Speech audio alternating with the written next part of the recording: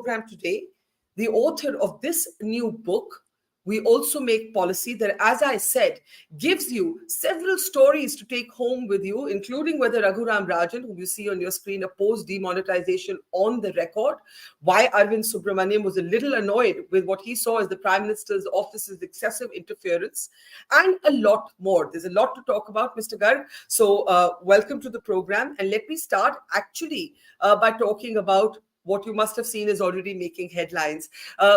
The Prime Minister getting very angry in a way that your own book says you've never seen him before. And he likens the then RBI Governor, Mr. Urjit Patel, to a snake sitting on the hoard of excess cash. Now, not to be sensational, I want to put into context the comments that come in the book.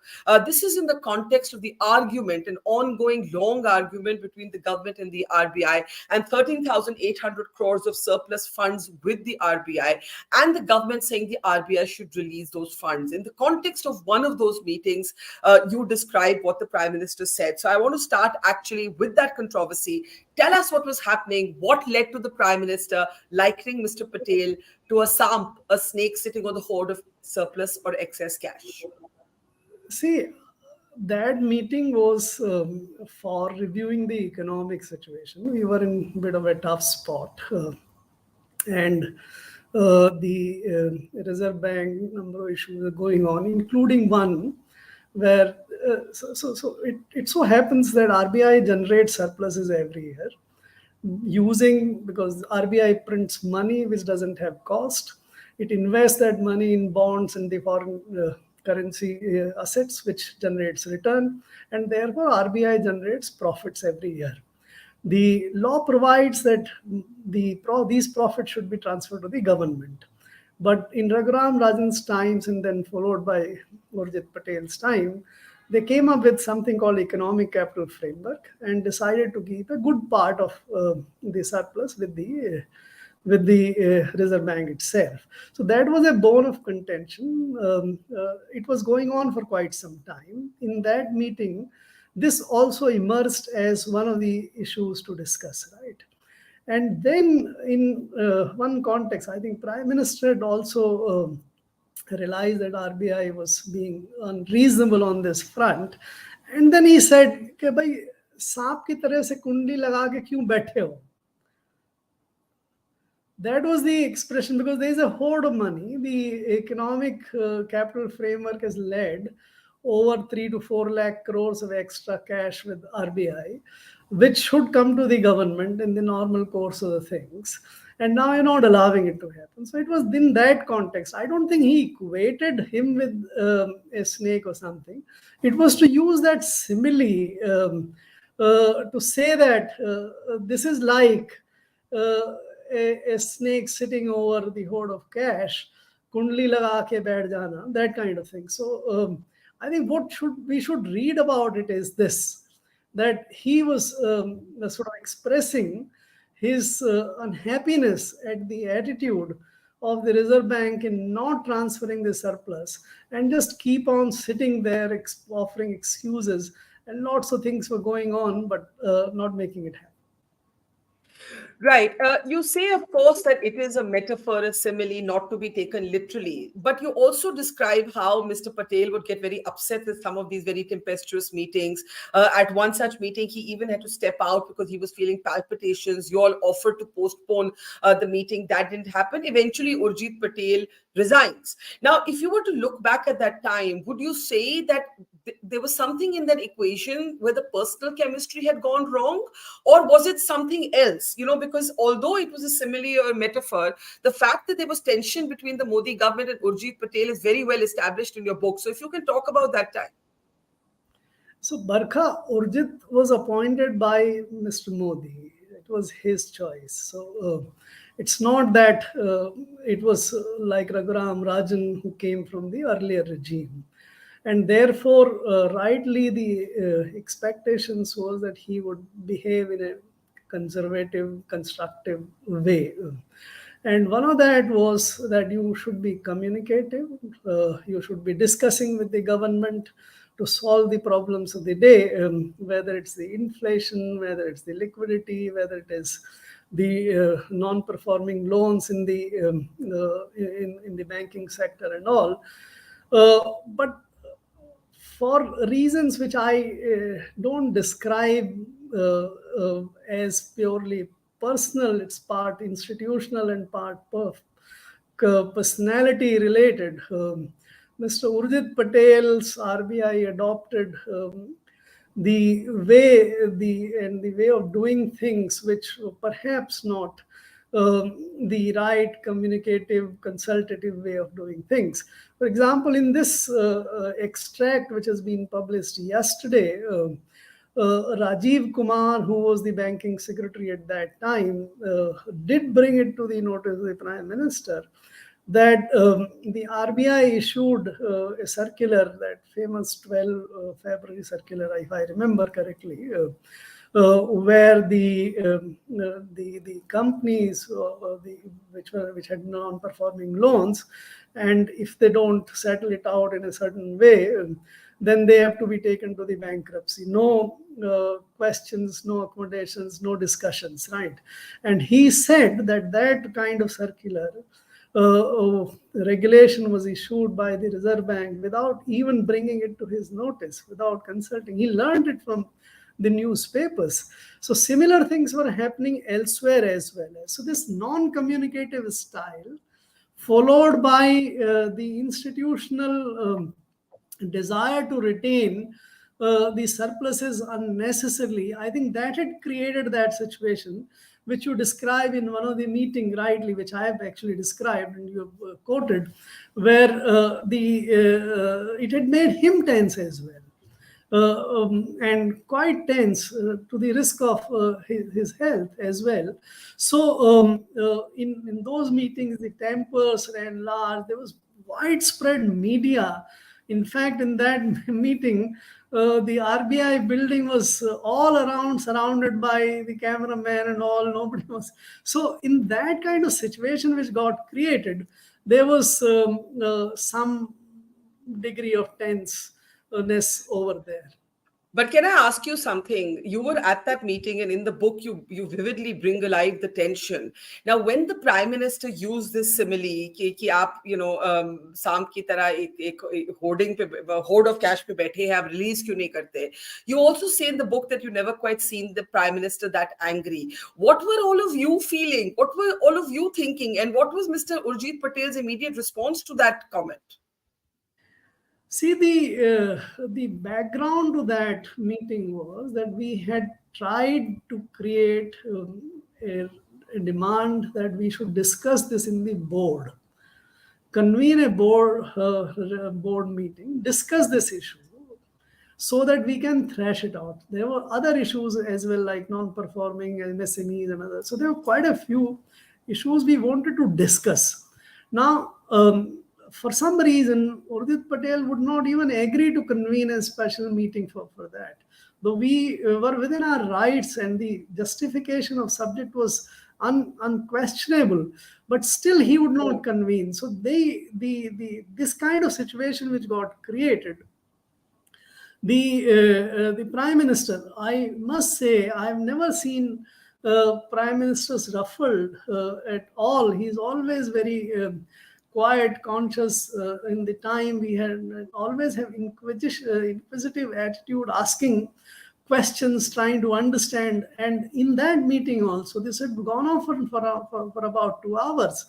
But even after 2 hours of such senior people sitting and no solution emerging, it's quite understandable that the Prime Minister would feel frustrated that what is going on? Why can't we find solutions? And in that situation, you may tend to use some of the expressions which he used.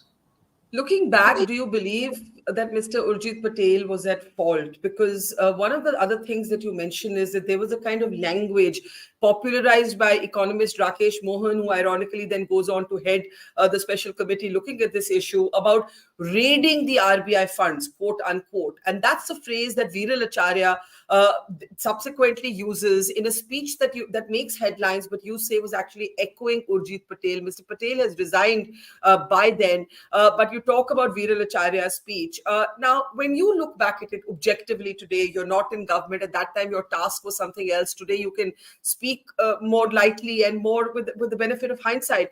Who do you think was at fault in that argument between the government and Urjit Patel over the surplus funds? See, I've always find it difficult to sort of attribute faults to this or that, or to discuss individual personalities. I don't think these are the results of any ones, and I don't at all attribute any sort of motives to any of these players involved. So, in my judgment, all of them are perhaps acting in what they thought were the best interests of their institutions, or even nationally. It may be that the perspectives were different, perspectives may not be correct at all, but attributing faults or the motives is something which I would like to completely avoid. Looking at from the Urjit Patel's point of view, or Viral Acharya's point of view, perhaps they were convinced in their minds that the independence of the central bank is something which is very, very important.